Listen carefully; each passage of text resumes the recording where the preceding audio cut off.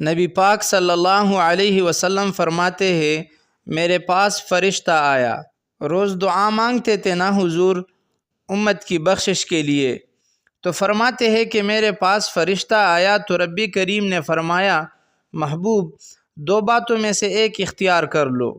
کون سی؟ محبوب یا تو وعدہ کرتے ہیں ہم کہ آپ کی آدھی امت کو بخش دیا جائے گا، یا آپ یہ اختیار کر لے کہ آدھی امت ابھی بخش دیا جائے گا، یا آپ سفارش کا حق لے لے، آپ قیامت میں سفارش کیجئے، آپ کا رب آپ کی سفارش قبول کرے گا۔ عہدے ہوتے ہیں نہ بڑے، یہ بھی انوکھا سودا ہے جو رب کریم اپنے محبوب سے فرما رہے ہیں۔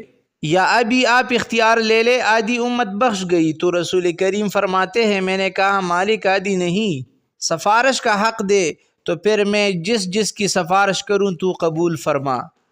پھر پیغام حق آیا کہ وَلَسَوْفَ